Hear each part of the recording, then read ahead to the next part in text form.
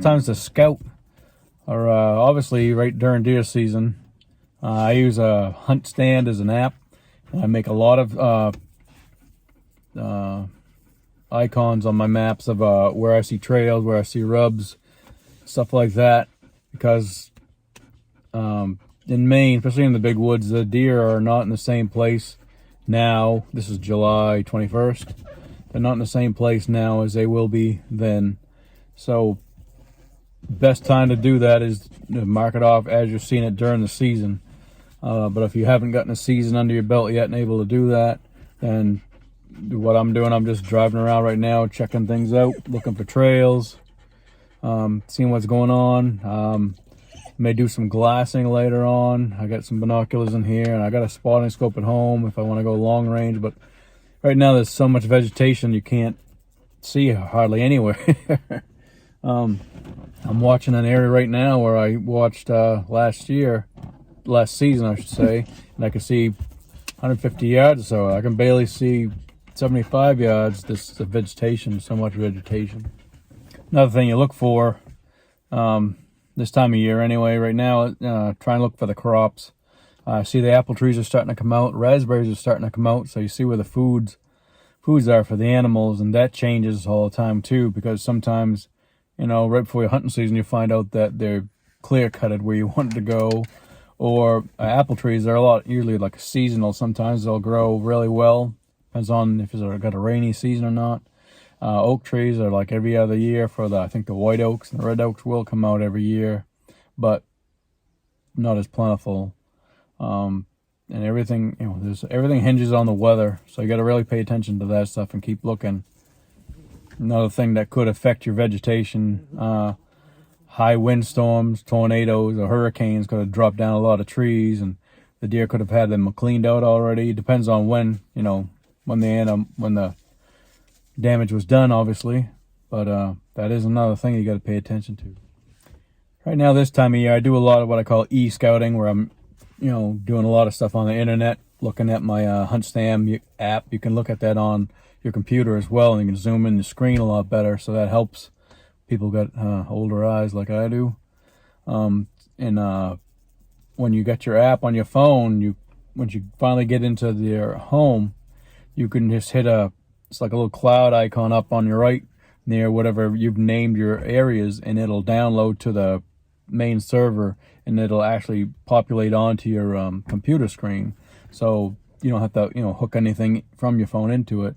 So that's pretty handy to have. So any of your icons will show up eventually on your computer, and that helps to look. And you can actually have ability to print maps if you want to. But I usually have everything right on my phone. Just my eyes are getting bad as I age, so it's always good to see them on the computer too. One thing about e-scouting is you don't know how old those photographs are, so you really got to take that information with a grain of salt. And go do the boots on the ground when you find, your area, you're more refined and you found out where you want to do more scouting, because a lot of these photographs are 10 years old and it could be clear cuts there or overgrown. There's a lot of, setbacks to that, but it does help for generalization. I see a lot of swamps that I've never known they were ever there through e-scouting. Here's another spot. This is one reason why you do a lot of your e-scouting first, because there's a nice swamp, a multi-level swamp in there. It's separated by a bunch of different beaver dams and stuff you can see online, but when you come here, it's so grown up that there's no way I can walk in there. And it's you see there's a bunch of dead trees right in the background there. There's some water right in there that I'd never be able to get in here. I'd have to find a way around, and it just makes it not worth the effort. So it's really good to do a lot of that visual inspection on the internet to try and narrow your search down. Because Sam and I figuring, no, we're not going in that one. But it looks like a great spot if you could walk. Obviously, me with my crutches and stuff would be a job. But and move on this way and look for some more spots. Or you're driving down the road and you never never would even know there's a stream right down through the woods just a little ways. So it helps a lot to broaden your spectrum of where you can scout and hunt, and look for funnels, and also for edges is a good spot too there. Like I said before, Hunt Stand is a hunting app that I use. There is a Onyx, and there's a HuntWise, and there's a few others. Plus, I can use Google Earth. Google Earth's a good one to use if you don't want to pay anything. That Hunt Stand one that I use, I think I pay $30 a year for it because it's just so helpful for me. Being disabled, I can't walk around a lot of areas, so it helps me tremendously refine where I want to go. If you don't want to pay anything, I think there is a free version, but it's limited, very limited. Also, you can go use Google Earth to get ideas, but you don't get to use the apps and put down all the icons like rubs and scrapes and deer sightings and bear sightings and stuff like that as you can with Hunt Stand. And that's where I really chose that one. It was really user friendly that way. Had a lot of little icons I could use that made sense to me.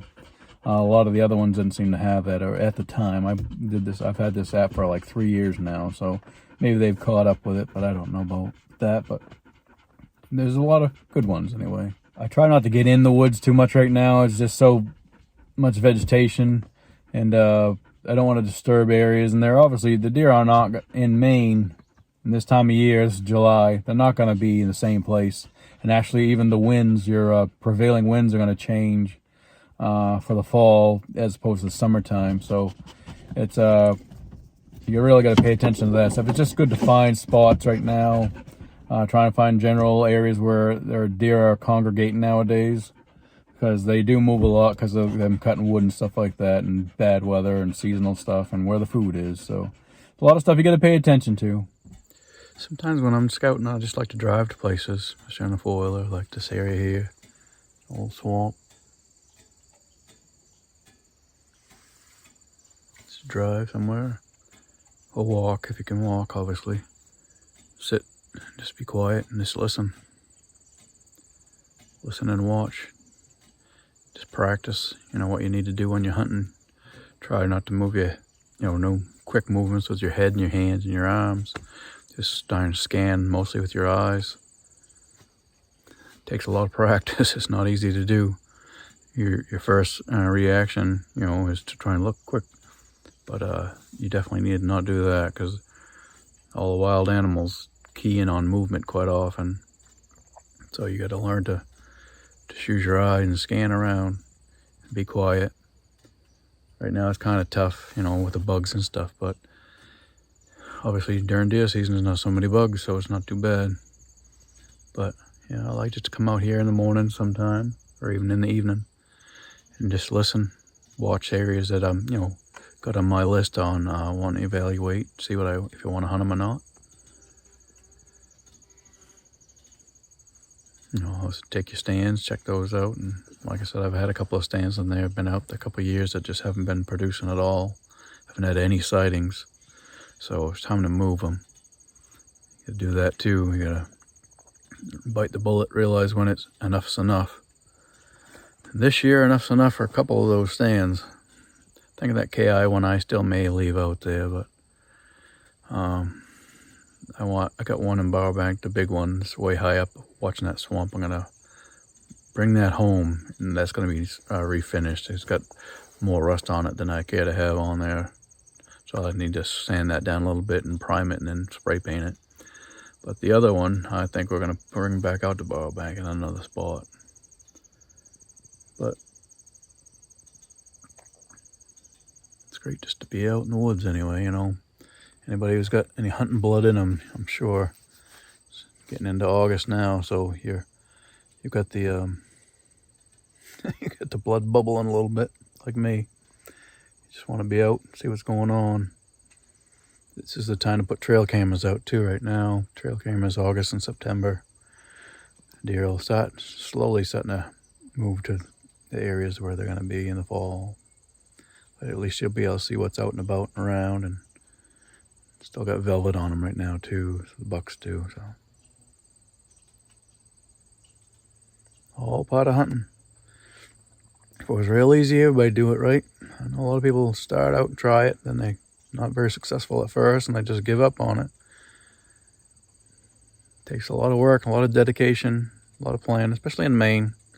The population, the deer density is just not that high, at least in the northern half of the state, northern 2/3 of the state, probably. So it takes a little bit of work, but Nothing's ever well learned without doing a little bit of work. I'll be quiet now and see what I got out here.